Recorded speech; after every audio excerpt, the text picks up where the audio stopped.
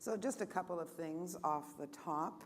I know I am going to enjoy asking these people questions again, and I know I'm going to also enjoy not having to make any decisions after this. So, welcome.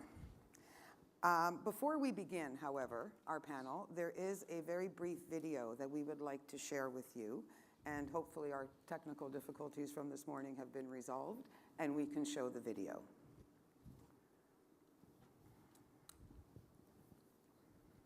You could argue that the model for financing content has not kept up with the changes in viewing content. The funding system is antiquated. It's about 10 years behind the delivery system and what consumers want.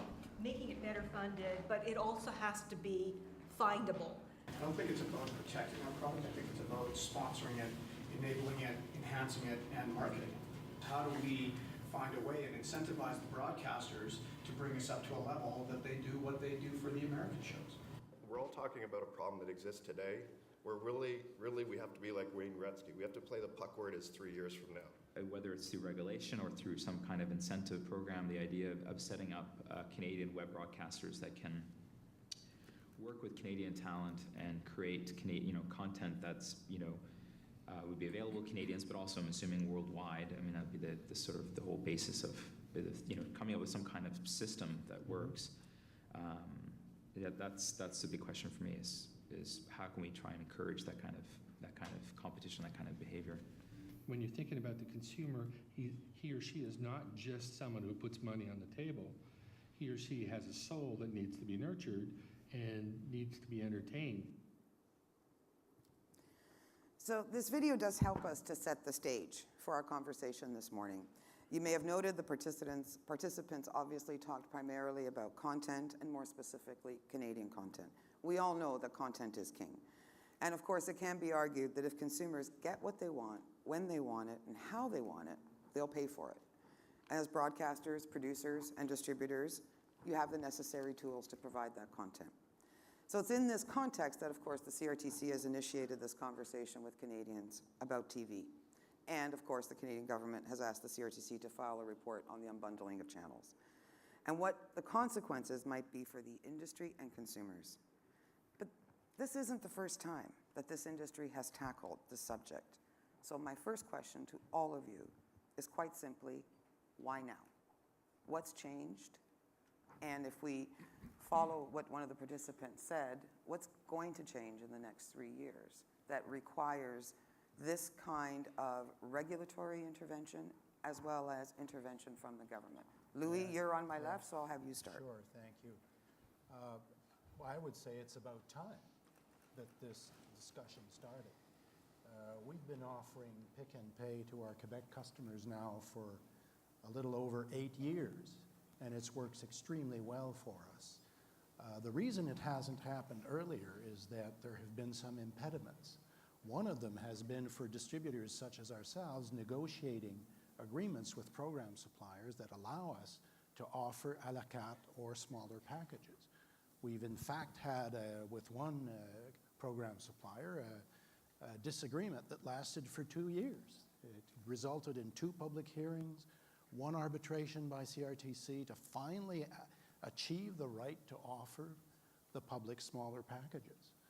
Now there'll be a redefinition of our national policy, cultural policy, and that's not to be underestimated because we're not going to go from a world of rules to a world of no rules. So there's going to be we're going to follow a path, a regulatory path that will redefine the country's cultural policy, and from that will flow the rules from which we can then serve our customers as best we can. But it's not new. Customers have been asking this from us at least for the last 12 years. As program providers, Kevin and Raja, what are your thoughts? Raja, do you want to tackle this? Why now? Why now?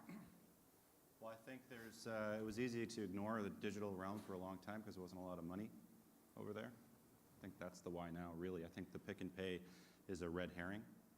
I don't think pick and pay is going to change the world. But interestingly, in the digital realm, it is a pick and pay world. It's an app-driven world. You get to choose your apps. and from the App Store and put them together. I think that consumer experience is very compelling, and people like that. I think on the regulated side of the business, we have other things that we're trying to balance for citizens and for creators and the Broadcasting Act and so on. So I think really Why Now is really about recognizing the fact that there are two silos emerging, two different ecosystems of content creation, and that is not a sustainable, or it doesn't make sense. I don't even know if sustainable is the right word. So long as we're talking about a content industry, what do we care 3 years from now what screen it's on or what technology is used to, or how it's, whether Google financed it or CTV financed it. It's content creation in Canada.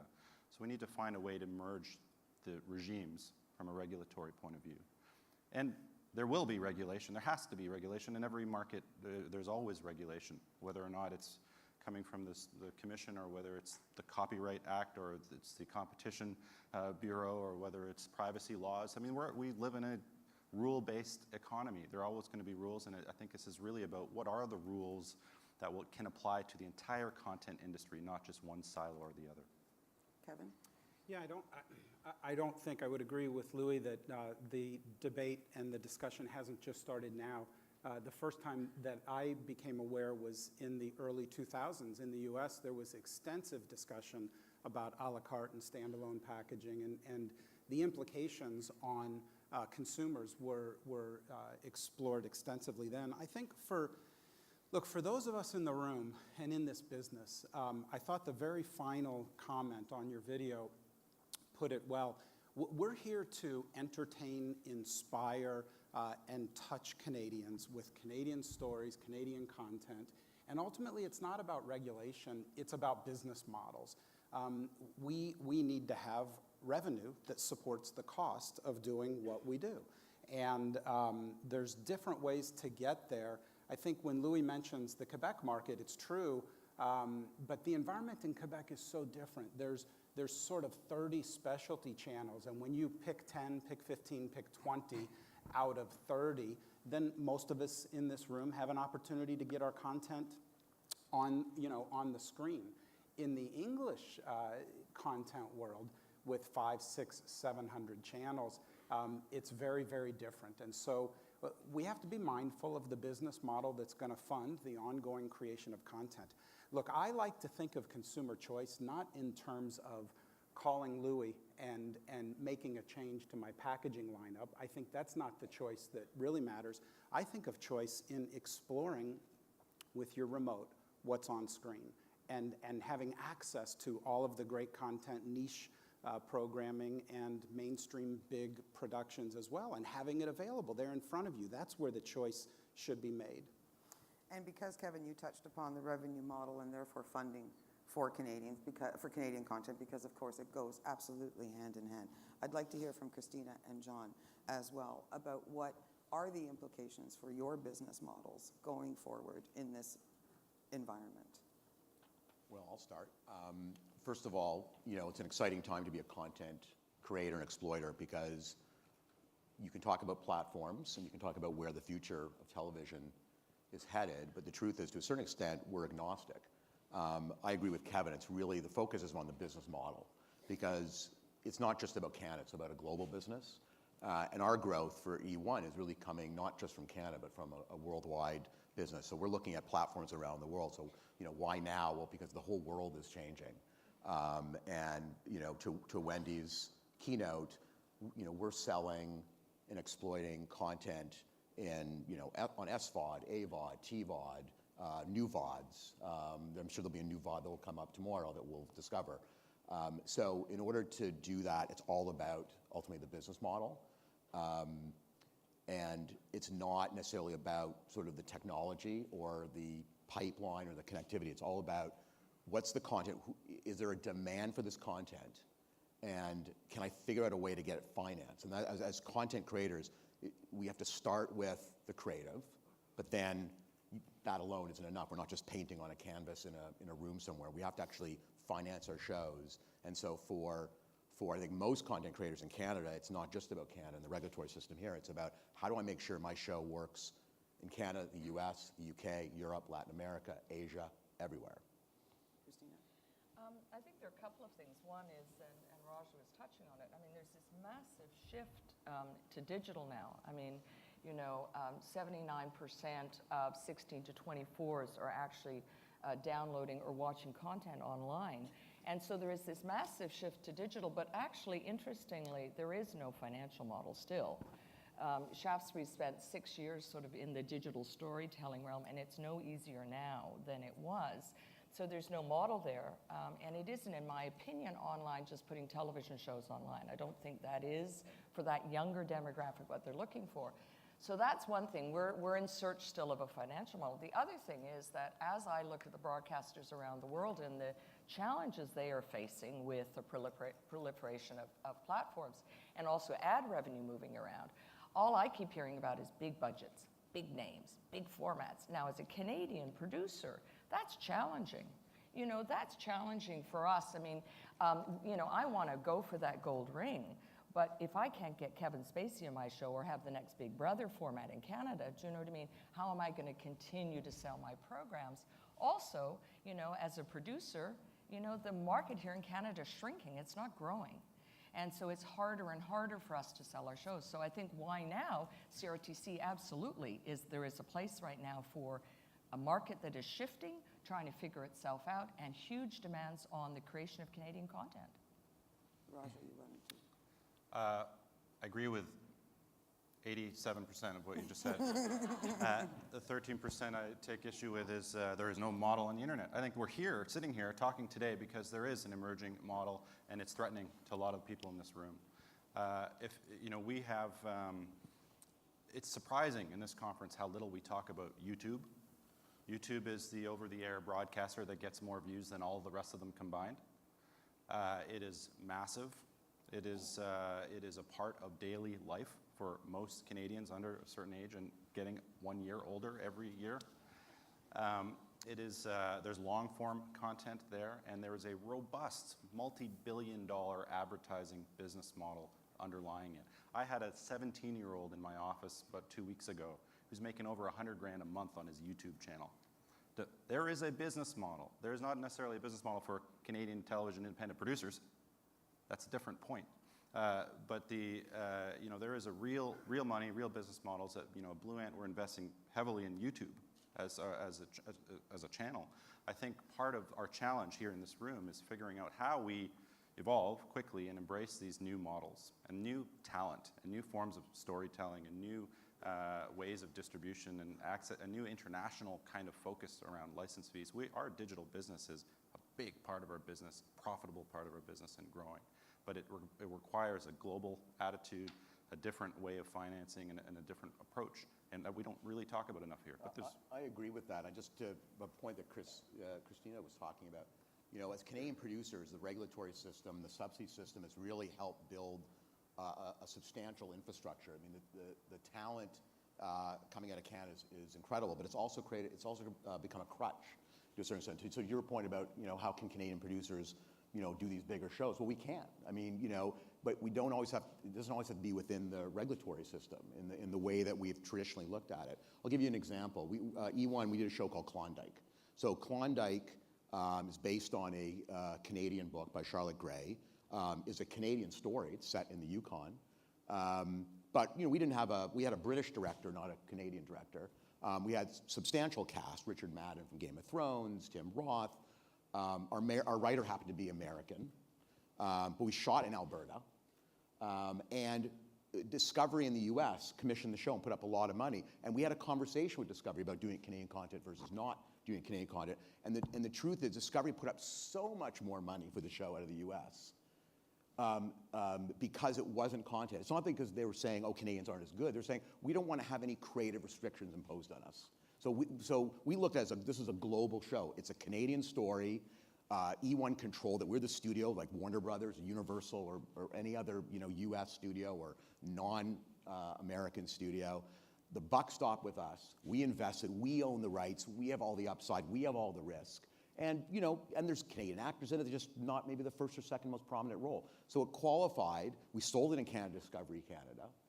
So I think to a certain extent we have to look outside our borders in order to make some of these shows and to sort of work both inside and outside the regulatory system. So I think why now? Because we're now in a global business. You can't just sustain this business as a content producer, creator in Canada anymore. And so when you look at these rules, sometimes as a Canadian producer, I think we sometimes say, well, how can I make this Canadian content and get it sold in the US? Well, sometimes you can be a Canadian producer and not do a Canadian content. I know that's, sacrilegious, but I think we have to start thinking that way a little more. Well, I think, to be fair, I think a lot of producers are thinking that way. And, that's one of the reasons we started with a keynote on looking at global markets for over the top was exactly to say there are different models. I'd say the biggest thing we found in Berlin, MIPCOM, and all these places is that people are willing to do the co-productions, co-ventures, because the truth is, I think, Raja, I totally agree with you. There's a ton of time being spent on YouTube. You look at models like Brian Robbins' Awesomeness TV, and there's a totally different thing happening. But that hasn't meant that the television universe, as we know it in terms of the form of program, has disappeared. And the evidence for that, the most compelling evidence for that is you look at the top 5 shows that are pirated. And they're all, they start from Game of Thrones at $10 million an episode going down because that's still what people want to watch. But I totally agree with John. You cannot make those kind of programs any more focused just on a domestic market. All right, I'm hearing really great news stories here. No, it's like, I was going to start my speech originally this morning with a quote from Shakespeare about the farmer who hung himself in an expectation of plenty, but then I decided maybe that wouldn't really inspire my members. And I was going to start with a quote from The Godfather. It said, just when I thought I was out, they pulled me back in. But that's a whole other story. I can't help but think that what I'm hearing is it ain't broke. Don't fix it. CRTC, stay away. Canadian government, stay away. We're doing all the things that you told us we should do, and you're doing all the things that the consumers are telling us they want us to do. Am I wrong? Well, I think you are partly wrong. Okay. Consumers are telling us they want more choice on the platforms that they use, and sure, they use over the top, and that's a wonderful new avenue that's opened up in the last 6 years, and that's fantastic. But they also say, I want to pay only for what I watch. Give me that opportunity. And currently, it's taken us a long time to get to the point where we can finally start thinking that way. The technology is there, but the affiliation agreements were our biggest impediment. And now, what you have to know, practically, from a very practical standpoint, is what will be the new definition of what has to be on a basic service. Will there be a buy-through basic service? This will all flow from the consultations that the CRTC is conducting with the Canadian public and will form the basis of, in effect, our new cultural policy. So without regulatory intervention, you're not going to make changes? We preceded regulatory intervention in terms of receiving consumer feedback and asking for changes.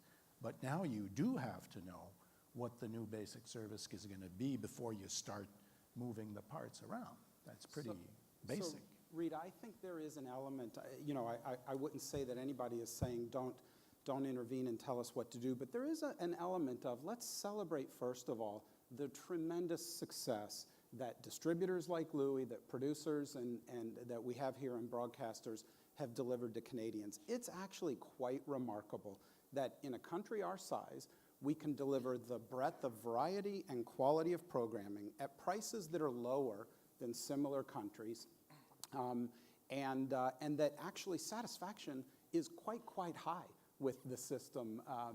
As much agitation as that we have done to try and get feedback and input, and I did read a ton of the comments that were placed in the responses to the Let's Talk TV, but 1,300 submissions kind of says, most people say, hey, we're being served pretty well. When Louis mentions we've been listening to customers, the Shakespeare quote makes me think of one of Henry Ford's quotes. Henry Ford said, if I had asked consumers what they wanted, they would have told me a faster horse. So now, I'm not dismissing, absolutely, I think that Louis' business and everybody's business is very much about, one of the inputs is to listen, but another input is that we are meant to be, in many ways, experts in our field, and we're meant to serve them. I think that in the pick and pay and the choice argument, when Louis says, consumers are telling me, and I know they are telling you, because they're telling the commission and they're telling Louis and us as well, I only want to pay for what I watch. For those of us who are experts in this business, what falls apart when you follow that down logically, it says, I only want to pay for what I like. But what I like is the result of exploration. It's the result of watching a lot of stuff I don't like to find what I do like. And by the way, I don't want to watch what all of these guys like. I want to watch what just I like. And so then you follow that down and you say, well, how do we fund, back to the business model, how do we produce all of that stuff you don't like that you can explore so you find what you do like, and how do we produce stuff that each of us individually like? And you know, that's where the business model ultimately has to follow the logic and the demand, and that's where I come back to Henry Ford. You can't always just make a faster horse. And we heard from some of the participants in the video that the funding model for Canadian content has to change. John, Michael, Christina, do you agree with that? And if so, what has to change? And is there regulatory and or government intervention to make those changes? I'm not, you know, on behalf of producers, I'm not pushing to change the funding model. When I go and talk to the government, I'm talking about how can you help producers and Canadians that want to sell stuff overseas as an industry market their goods and services just like you help anybody else market goods and services. How can we attract more private investment into the country to put into production so we're hitting the production values that of the people we're competing with. But the last thing I want to do is go to the government with my hand out and say, like, on behalf of my members, give us more, because that's like just, you know, putting a bullet in your head. You know, like, it is, people really respect the Canadian system because we do have a good system. I think, though, you know, the whole thing on pick and pay, it doesn't matter if the government did nothing. If, you know, and part of this is politics, right? They had a good time with the wireless guys. I'm glad I'd left just before the roof fell in, although their revenues are still very good. But they had a good time, and now they say, well, let's get the cable guys because they're next on our list. That's fine, but you know what? Any consumer today, the one thing that's different is this, it's not that there isn't, you know, abundant choice available right now on an on-demand basis. So I can say, you know, I like the basic package because I want a lot of the primetime sports conventional shows. Netflix will fill a whole bunch of gap for the family. I can get pretty much any primetime show on demand from Apple TV. I can, you know, I could fill up my TV set, apart from paying for, you know, first-run movies and everything on demand, for, you know, $30, $40 if I wanted to. So the choice is there. It's not like you have to introduce competition to give people a choice. People have already taken the choice. They're doing free over the air, they're doing the internet, they're doing Google channels, they're, you know, masking their IP address and continuing to steal content, but that's okay because we're not allowed to say the word steal anymore. That's politically incorrect. But the choice is there. So what the commission has now got to do, and it goes to Louis' point, is what are the trade-offs? What are the trade-offs you're going to make? What do you put in basic? How do you, you know, choice will be cool. Choice will work itself out, no problem. But how do you ensure diversity? How do you ensure that a channel maybe that only has a 30% penetration, but you know, in terms of our 30% audience can survive when it's actually that becomes their penetration as well? That's going to be the tricky thing, because we're also, you know, we're community. What the fact that I like X and my neighbor likes Y and the person across the street likes Z combines to deliver a much more robust system than you would have if everything was pure pick and pay, and I don't think we'll get to pure pick and pay. Well, Christina? I think Louis talked about the process that we went through a couple of years ago. I think it's important to level set that really only out of the 500 or 600 English channels, there's only 35 or 40 that really have packaging requirements that, as a historical model, require to be in pretty decent-sized bundles. And the process that we went through with Louis a couple of years ago did establish, now for all of the Bell Media services that fall in that category, there is a commercial relationship that exists that allows for pick-a-pack. And so it has been, I think, discussed, debated, explored trade-offs, decisions were made, and a commercial model does exist that actually allows it. Christina, I'm going to wanted get out of the comment. line of sight before Louis responds. Is that okay? I don't think that the television funding model in Canada is broken at all. I think it does very well, and it allows us to make those Canadian content shows, and it allows us to make those actually American-driven or more international shows. I think, again, the point I was trying to make is I look at it, the world is changing. Those are television models, and I believe the digital space is a different space. And Raj, I know you disagreed with my 13%, but I got to tell you, creating short scripted digital content and how to fund that is not easy, and we've been doing it for 6 years. So you're right, two guys in a basement with a couple of cameras doing YouTube things, you know, but if you want State of Sin is on the cover of Playback right now as a transmedia example. Like, that was funded through the CMFX, and if it hadn't been for that, there would be no show. There are no models to create that sort of content. And when I look at my 15-year-old daughter, she's watching short-form content on, you know, online, on her computer, on her phone. But there is no model to create that. And so I think that's what the CRTC and we need to look at, is there a funding model for that digital storytelling? Because it's not there right now. Right, but also I think you got to look at the market, because I think we get caught up sometimes with, well, why isn't there no funding model? Well, your daughter's watching something. Where's that content coming from? So someone somewhere is creating content for YouTube. So I think, again, we get caught up so much in, you know, what's the subsidy system in Canada?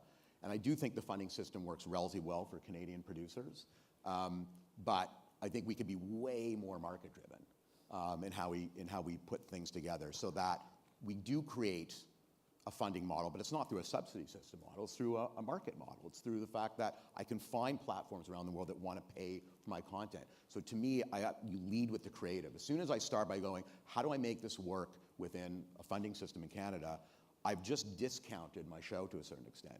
So, you know, for I think all of us out there that are producing and creating, I start by looking at what's the global platform. Of course, I love shooting in Canada, I love making stuff for Canada. There's a Canadian content system that works, you know, very well, could work better. But for me, it's about flexibility, because at the end of the day, if you're making great content, and the reason why US buyers pay more for non-Canadian shows, it's not because the Canadian shows don't have as talented a group of people working on them, it's because there's creative compromises that are being made in order to qualify them. And so Discovery in the US will pay 4 times or 10 times a license fee for a show that doesn't have those creative compromises. That money, just out of the US alone, makes up for more than the loss of Canadian funding. So again, I'm not saying, you know, drop the whole Canadian funding model, but I'm saying as Canadian producers who are creating these great shows, think about the platforms that you're making for it. It's not just Canadian platforms, and look outside of Canada and figure out a model that makes sense. And then if you can make Canadian content, great. If you can't, that's great too. But I think we need a more flexible system, and even for the broadcasters. I mean, everywhere else outside of Canada, you're seeing broadcasters owning, co-owning, sharing rights, co-distributing. And by the way, for E1 as an owner, I don't mind the idea of sharing rights. And so we have to look at the system in Canada is small, and there's a glass ceiling. As broadcasters, as creators, we all have the opportunity to take what we're doing and making and exploiting and deliver it to a global audience. And if that means more flexible rules, to make better business deals, smarter deals for the broadcasters to own, to share, to co-invest, equity, I mean, that's really what we should be looking at, a more flexible system. Before we continue, I should have mentioned this off the top. We are going to leave some time, because we're at just about the halfway mark. We are going to leave some time for questions from the audience. So think about what you heard and think about what you're going to hear, and if there are questions you'd like to ask our panel. I think there will be a microphone going around, so just stand and we'll leave some time for questions. Louis. I think there's another force at work here that has to be recognized, and it's the fact that the high audience drivers are in fact now asking more and more money for their programming from distributors and eventually, of course, from the public. You're talking about subscription fees. Well, we saw the big fight between CBS and Time Warner, So the big names are increasingly asking for a greater share of the pie. And that, of course, has the effect of slowly pushing out the sort of the smaller names. And what this is doing is that it is in fact driving up the price of a service, the distribution service, call it whichever way you want. And this force is inexorably driving us towards smaller packages, because there comes a time where the customer says, well, no, it was $70 last year, it's $80 this year, it's $90 next year, and no, this no longer works for me. I'm tired of being the milk cow here. So break it down into smaller packages, and if someone wants to charge a lot, they're free to charge a lot, but they're sort of in a smaller package. Or if they really push it to the extreme, then they're on their own. And that's another force that has to be taken very seriously. And it's a normal force. I'm not saying this is abnormal. It's perfectly normal. The driving up of program rights and sports rights in particular is a worldwide phenomenon.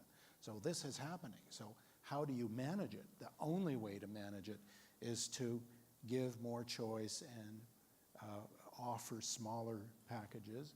And then the cultural policy comes into play to say, well, how small a package? Exactly for the reasons Michael Hennessy has stated, the XYZ. So how do you support that, and to what extent do you support that? And it's a great segue into the next area that I'd like to discuss this morning. Michael, you have raised it, and it's the whole question of diversity. And it's not just diversity of ownership, but it's also diversity of programming.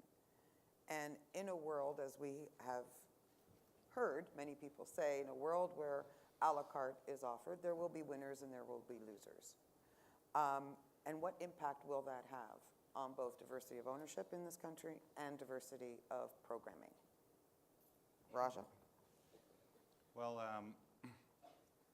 as a representative of the lonely 7% of independent broadcast English language viewing in this country, that's right, 93% is controlled by 3 companies.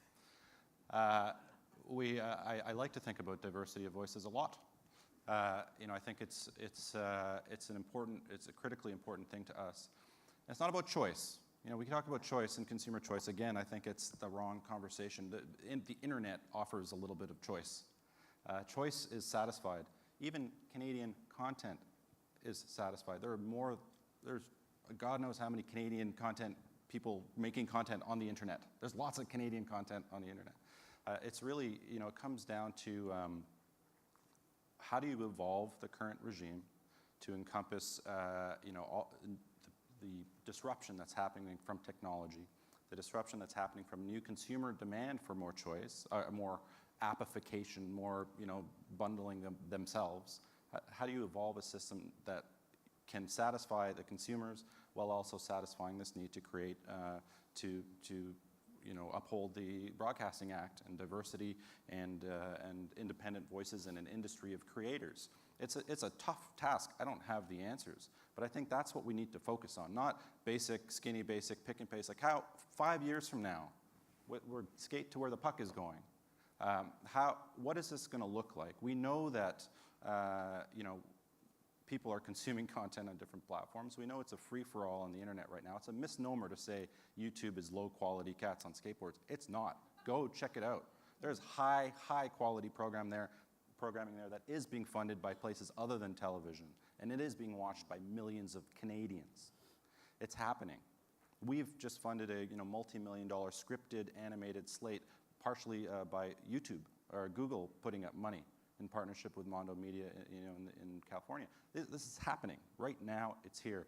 So how do we evolve that, regulatory regime to make sure diversity is recognized? I don't know the answer. I think it kind of, in my mind, it comes down to 3 different buckets of questions.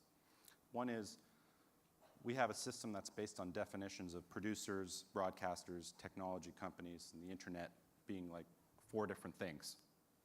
That's no longer relevant. Blue Ant is all of those things. And You're not allowed at my conference anyway. Yeah. So you're vertically integrated. We are a content company, period. When you read, our what we are, that's what we are. We're a content company, and we, like every producer in the room, you try to find ways to self-publish. You have websites. You are broadcasters too. It may not be, linear over-the-air broadcaster, but you're presenting your content directly to consumers through VOD platforms or whatever. That's what we are. We create over 500 hours of content a year. We're a producer more than anything, actually. And then we publish via SVOD, AVOD, YouTube, our own channels in Canada, our SVOD service that we're launching internationally. We publish our content all over the place. So trying to pigeonhole us, that's a problem. That's one category of problem that I think we need to deal with. How do we redefine the categories of media companies in Canada and what they're doing? The second problem, I think, is exhibition. Exhibition doesn't work in a VOD world. Or not easily. How do you exhibition requirements. Exhibition requirements. How do you do that in a world that's going to VOD? So how do you create an exhibition requirement on Netflix or on Apple, the iTunes store? I have no idea, but we got to figure that one out because we want to have a way to present Canadian content to Canadians. And the third, which I think this crowd is most interested in, is as the dollars in the whole ecosystem start moving to this other ecosystem, where we don't get any benefit of the taxation or the funds and all that kind of thing. How do we maintain a robust, high-quality content production, regime when the dollars are being siphoned off by the likes of Google and Netflix or whoever else? I think it's a real question that should be answered now, and it's complicated. But that's how I would approach it. This is Let's Talk TV process is about maintaining diversity in the truest sense, not just independent broadcasters. It's about how do Canadian producers have a place in a digital universe, in a VOD universe, 3 years from now. I think Raja sets the table for what I would call not the conclusion, but how we should approach this. We shouldn't presume on what the end model is, because in fact, probably we don't fully yet understand, although we have an intuition of where this is going. We don't really know where it's going. So it seems to me that we have to use a progressive approach as opposed to saying, well, it's going to be totally to the left. I think we have to experiment and move slowly from the world we're in to, well, slowly but not too slowly, don't get me wrong, please, but move from the world we're in today to a world where gradually more freedom, smaller packages are offered, and experiment and see how well consumers follow this model and how comfortable they are with this model, and that will determine how far we go and when we stop. And let me offer a contrast. We're also involved in cable distribution in the United States, and there the idea of having smaller packages with program owners, suppliers, is simply not on the table. It's just staunchly opposed. It's one, we offer, I think, 2 big packages, and that's all we can offer because there is absolutely no flexibility. And I think that's a recipe for disaster. I much prefer the approach we're taking here in Canada, where the subject's on the table, and now what I would urge is let's do it, let's be purposeful, resolute, but let's not presume on the end game, and let's be evolutive when we redesign our system. Kevin? Well, I wanted to come back just because I wanted to compliment. I thought that Michael's opening remarks today were spectacular and fiery and inspirational. And I'd be remiss if I didn't thank the partners that we have in this room, John and Christina as well. And what I wanted to pick up on is we are producing absolutely fantastic stuff. The TV universe, when you look back 20 years, most primetime mainstream television is drawing much, much smaller audiences, right? There aren't the kind of Seinfeld ratings and things of that sort in this world. But Canadian productions, on the other hand, we're pulling 50, 60% more than Canadian primetime shows were pulling 10, 15 years ago. John, as you know, we are putting money into productions, and Saving Hope is an interesting case study for me of a spectacular Canadian-produced show. It's a medical format, but it's smartly written, brilliantly cast, gorgeous characters that are in it. And It's breaking records. It's actually very soon going to be the biggest Canadian drama, bigger than Flashpoint, if it keeps up the kind of momentum that we've seen this season. And yet, it is very much at risk of not getting another season.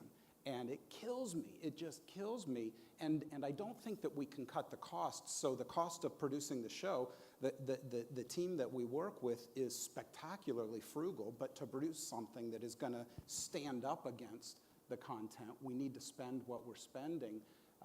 And so the funding model, I think I would agree I wouldn't go out with hat in hand for more money, but I'd be very careful not to let anything break that's in the funding model right now. Because we are producing, we delivered to Heritage and the PMO. We are producing great stuff that's finding Canadian audiences. It's all across the genres. And you know what? Some people do love Amazing Race Canada. You might say, oh dear God, it's a format show. Well, big deal. 3.5 million Canadians tuned in every week, and they did so by choice, not because anybody told them to. It was telling great Canadian stories of Canadian citizens that they enjoyed. Yeah, and I think, the challenge with these budgets are increasing, and Saving Hope's a great example, Kevin, because, that's a show that's a very high budget and needs to have a high budget to maintain that quality. First season we sold to NBC, but it didn't work on NBC for a number of reasons. Again, the challenge with some of these Canadian shows when they get sold to the US is they get ghettoized. Yeah. It's that dilemma. It's a great show, and it was probably on the wrong network, and there's so many kind of complications when these shows get sold. And then when NBC passed, it became a tainted show in the US. It's so frustrating because it's such a huge show in Canada. But it didn't launch the way it should have in the US. But you kind of need the international partners in on a show like this because the budgets are so big that the Canadian funding just doesn't do it alone. There has to be a market.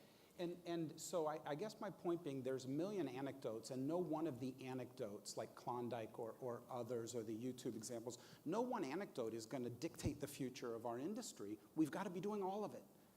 This is fundamentally a trial and error business where you're pushing a lot of stuff out and finding what works. We have a little less than 15 minutes left, and I do want to give each of you a couple of minutes to sum up and give us your final thoughts. But before we do that, are there any questions from the audience? Oh, come on, there must be. None? All right, we shall continue then. I'm sure you have, there is? Sorry, it's hard to see with these lights. I thought there was. No? Okay. Okay.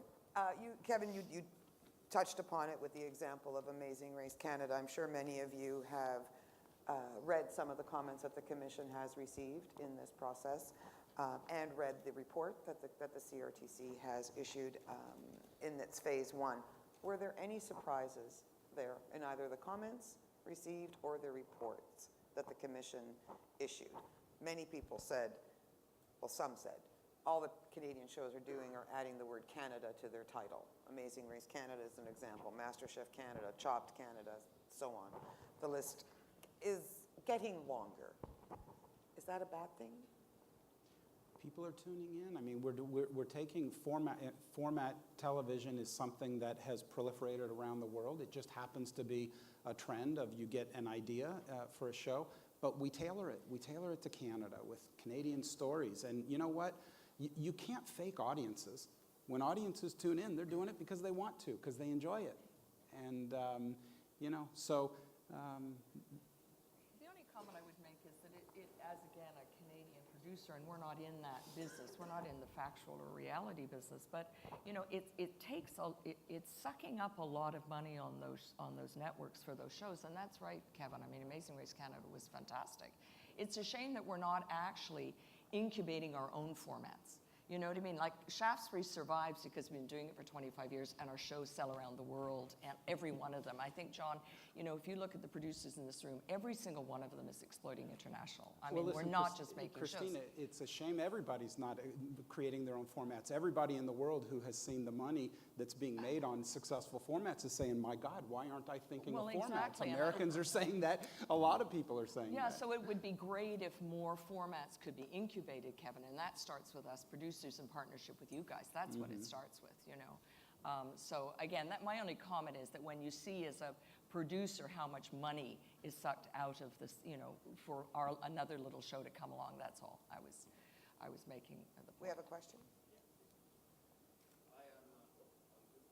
Testing, 1, 2. Hi, I'm Pierre Nantel. I'm the heritage critic for the NDP. And I think that Mr. Khanna is right on the money. He's asking the right questions. I mean, I think that everybody here, and I was involved in TV for 5 years and in music for 22 years, Canadian content rules created our jobs, created our domestic market for making us able to sell it outside. And so Mr. Khanna is right. What will we do for our Canadian content to be exhibited on that pick and pay environment? Not pick and pay, actually pick and view, because you cannot pay, like Mr. Hennessy says. Well, Raja, you talked about the amplification of television. Is that where you see opportunity for Canadian content to be available on demand? I stopped listening after he said I was right about everything. I was like, I like that guy. Who's that guy? No, seriously. What's the question? Appification, I mean, it's a real thing. I mean, it's happening. You guys all have smartphones. You all have a bunch of apps. If iTunes said, oh, whoa, you have to stop buying these apps and you have to pay us $300 a month and we're going to give you 300 apps. How would you react? And we're going to tell you which 300, mostly. They'll give you a little bit of wiggle room, but mostly we're going to tell you which 300. It doesn't work anymore. That just doesn't work. The new generation of content consumers don't think that way. So there has to be more choice. And listen, I'm not saying that we're a broadcaster. I'm not saying that I want our system to change. We're a little broadcaster that would be in big trouble in a pure pick and pay environment. I'm not for a second suggesting that that's what has to happen in TV. I'm suggesting, that we have a real problem and we have to figure out how to reconcile it to keep people within the system. I was an advocate at the beginning, before Netflix came into Canada. I was a strong advocate for getting the BDUs and the MSOs to have Netflix enter Canada as an app on existing set-top boxes. To me, that would have solved all sorts of these problems, and we kept it all within the ecosystem. And rather than do that, they said, no, we're going to stand against you and we're going to fight. And what they've done is created two ecosystems. And maybe it's not too late. Maybe we can invite the apps in and have them within the system. Maybe that's part, I think, would be the ideal answer. To be fair, Raja, on that, I can't speak to the company I was working for at the time, and you will never be able to guess because I worked for so many, is we actually did go to the Netflix guys and say exactly that.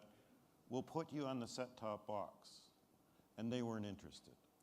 Well, they were publicly interested for a little while. And it gets complicated, I know, but it's not just Netflix. It's so that if they said no, how come Crackle isn't on? Crackle, anyone heard of Crackle? You're going to start hearing more about Crackle. Yeah. A hit show with Seinfeld on Crackle right now.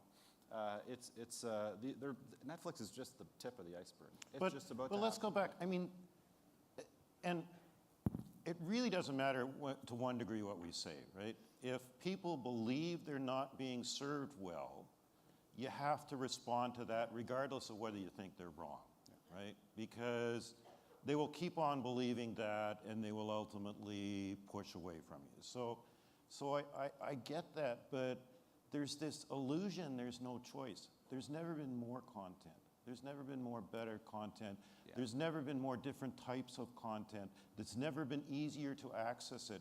I can flip everything, on my iPad up to the screen.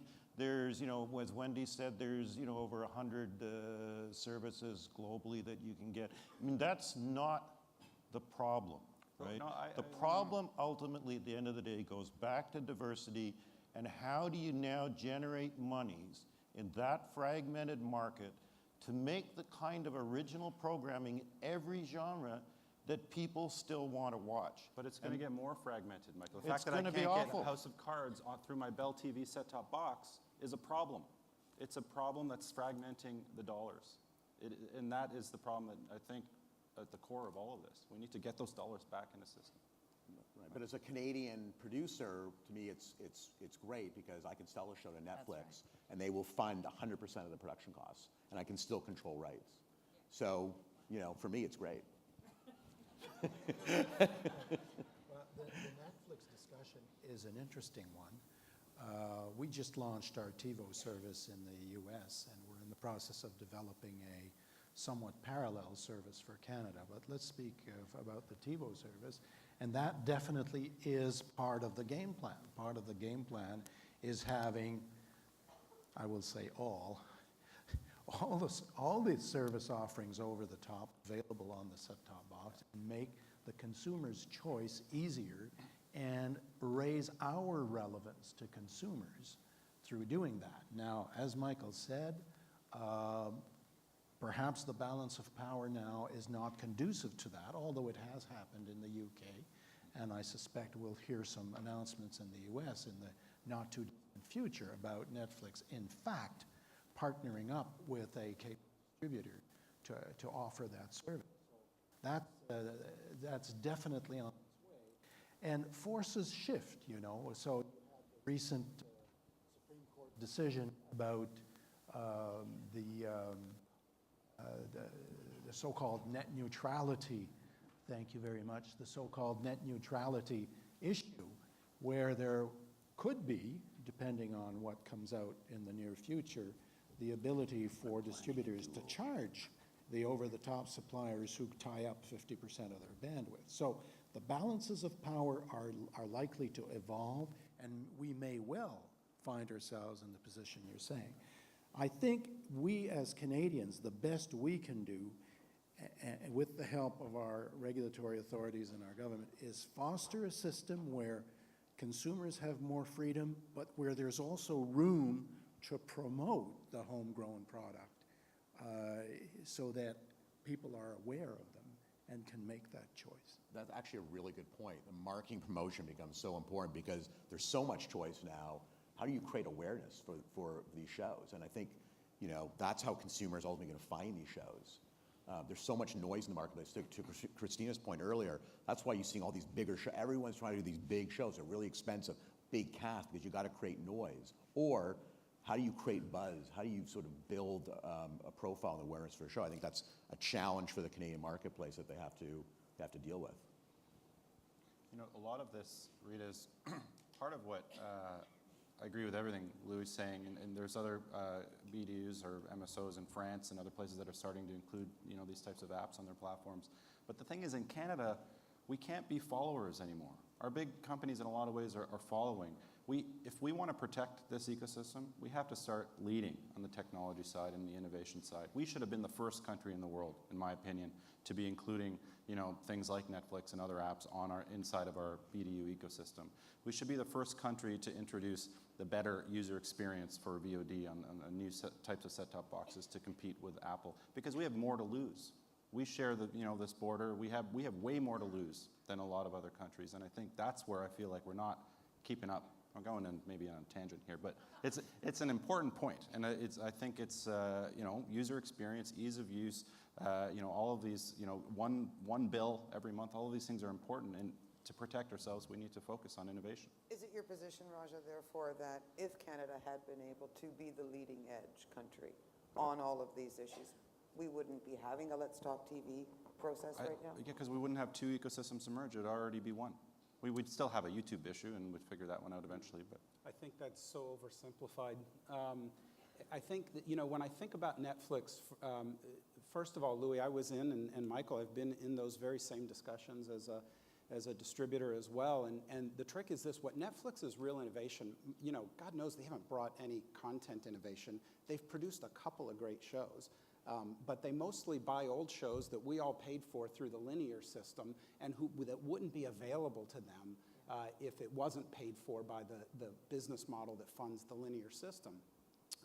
What they have done is they bypassed one of the pieces in the distribution chain that we typically have. They either bypassed Louis or me. You can either say it's either the distributor or the broadcaster they bypassed, but I'm not sure which. But by selling direct to the consumer, they do so for $8, and then they establish an $8 price point for this value prop, and then they sell a whole bunch direct to consumer, and then you knock on their door as a distributor and you say, hey, I'd like to be there.